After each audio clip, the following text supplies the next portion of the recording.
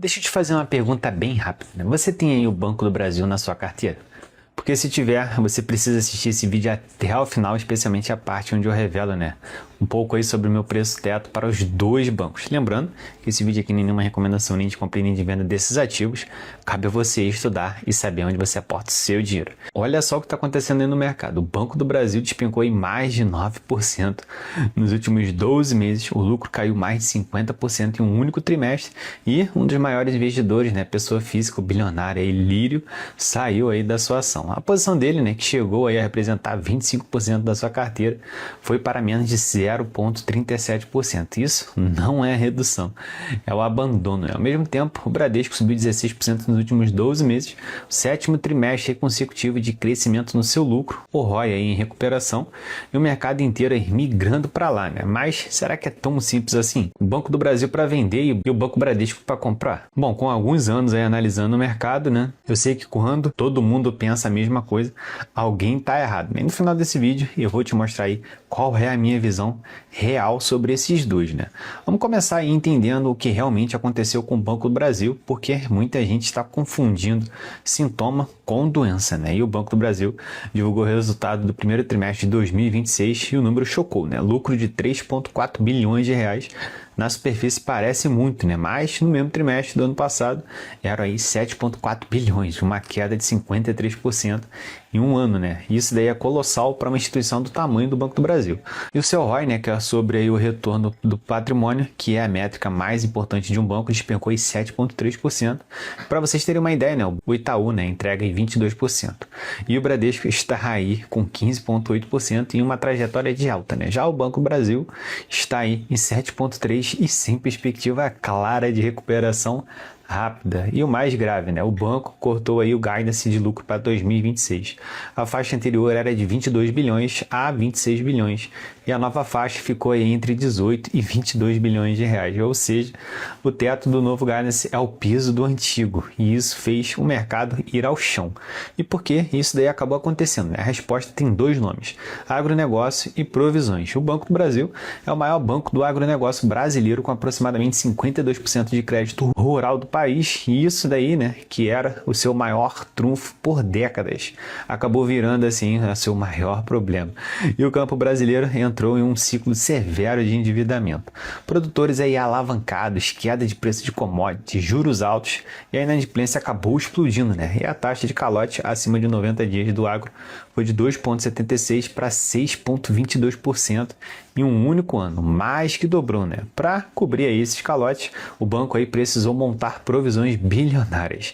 O custo de crédito saltou em 85% em relação ao mesmo período do ano passado.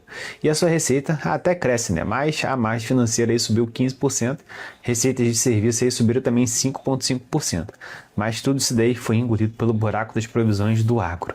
Agora, vamos falar aí do assunto que explodiu nas redes, né? O Lírio vendendo aí o Banco do Brasil. Para quem não conhece, né, o Lírio Parisotto, ele é um dos maiores investidores individuais da Bolsa Brasileira. E a fortuna dele foi aí construída na Bolsa. E ele é um daqueles caras, né, que compra ação, deixa quieto por anos, recebe dividendos e vê o patrimônio crescer. Ele não é trade e é sim investidor de longo prazo. Por isso, quando ele muda de posição de forma drástica, o mercado para olhar, né? E a mudança foi dramática. O Banco do Brasil era cerca de 25% da carteira dele e agora representa aí 0,37%. Ele não reduziu, ele praticamente acabou zerando, né? E ao mesmo tempo, é aqui que é onde fica aí interessante, ele migrou para energia, petróleo e mineração. Não foi para o Bradesco, né, diretamente, como muita gente aí está dizendo nas redes sociais, mas a narrativa pegou o bilionário, acabou saindo aí do Banco do Brasil e está indo para o Bradesco. Agora, com alguns anos de mercado, né, deixa eu te dar aí uma perspectiva que você não encontra aí nos vídeos de 3 minutos. O movimento de um grande investidor não deve ser copiado automaticamente, deve sim ser compreendido. Primeiro, Parisotto, né, pode ter aí uma carteira enorme e ter vendido por razões que nada tem a ver com o fundamento do banco. Rebalanceamento, necessidade de liquidez e troca de tese setorial, nós não sabemos, né? Segundo aí Grandes investidores frequentemente vendem cedo demais ou compram ativos que não chegaram aí no seu fundo. Ser bilionário não significa ter razão sempre, né? Terceiro, e esse é o ponto mais importante, a venda dele foi ao longo dos meses. Não foi aí uma saída de pânico, foi uma saída estratégica e calculada, né? E o preço médio de venda provavelmente foi bem acima de 19,46 que o Banco do Brasil negocia aí na data de hoje. Já a pergunta que o investidor deve fazer não é: Parisoto vendeu, então devo também vender?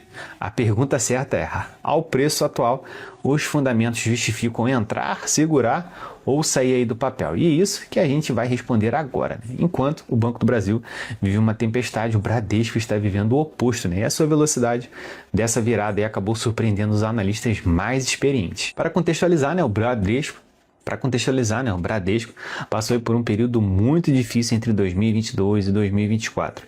E o caso das Americanas, né, inadimplência elevada, uma questão que demorou muito para reagir, tudo isso daí acabou derrubando o banco. Já as suas ações chegaram a cair mais de 50% do seu pico, né?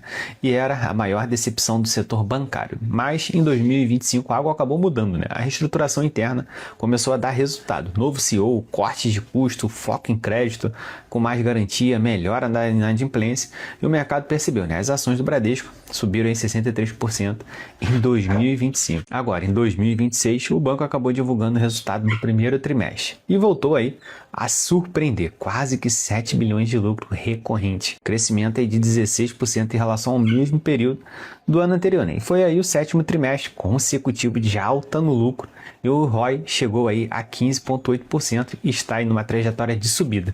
Mas nem tudo são flores, né? Aqui é onde entra a análise de quem tem experiência.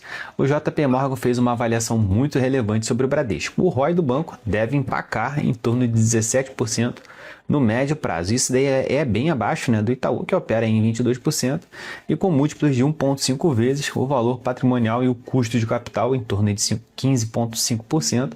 O JP Morgan avalia que não há espaço aí para uma reprecificação muito mais agressiva das suas ações. Agora vamos falar do futuro, né? Que é onde o dinheiro de verdade é feito ou perdido. Porque para o Banco do Brasil o cenário pessimista é bem simples, né? A inadimplência do agro continua subindo ou demora muito para cair e as provisões seguem aí em altas. E o lucro de 2026 pode ficar abaixo do próprio guidance do banco. Já para o Bradesco, né, o cenário positivo é o que o banco continua com sua trajetória de recuperação, atingindo aí um ROI de 17% a 18% aí em 2027. E o lucro aí pode chegar à casa dos 30 bilhões de dólares e seus dividendos se tornam aí mais generosos. Dito isso, eu vou falar um pouquinho, né, sobre o meu preço teto, sobre o Banco do Brasil, que gira em torno de R$18, porque nesse preço você está comprando o banco, né, com PVP de aproximadamente 0,65x, que é aí um desconto bem histórico, né, já que começa aí a embutir uma margem de segurança bem real. E o dividend yield nos próximos 12 meses não vai ser especular. Ele fica aí em torno entre 4% a 5% com payout atual de 30%. Já agora, meu preço teto para o Bradesco, né, é em torno aí de R$16,50. Aqui é uma lógica um pouco diferente, né? O Bradesco ele tem fundamentos mais sólidos agora, o lucro está crescendo, o seu ROI em recuperação e a gestão comprometida aí com seus resultados. Mas as ações já acabaram subindo aí entre 63% em 2025. E nesse valor aí de R$16,50 você estaria pagando, né, um PVP bem próximo aí de uma vez. Ou seja, comprando aí o banco pelo valor patrimonial. Então, em resumo, né, o Banco do Brasil está aí numa tempestade real, não é exagero aí do mercado e o seu lucro aí tá caindo, né? O ROI tá em mínimas históricas, a inadimplência do agro aí tá explodindo e o bilionário acabou saindo, né? E seus dividendos acabaram aí encolhendo. Já o Bradesco, ele fez aí uma virada impressionante, 7 trimestres seguidos de crescimento, tem um ROI aí em recuperação, a gestão tá bem comprometida, mas parte dessa história, né, já está aí no preço. Agora você, me conta aí nos comentários, você tem aí os dois na sua carteira, qual é a sua visão? E claro, né, eu vou ler todos os comentários que vocês vão deixar nesse vídeo. E se esse vídeo te ajudou de alguma forma, deixa aí o seu like, faz muita diferença aí para mim e para o meu canal. E se inscreva, né? E ativa o sininho, compartilhe com seu amigo que também está na dúvida sobre esses dois bancos. E nos vemos aí no próximo vídeo.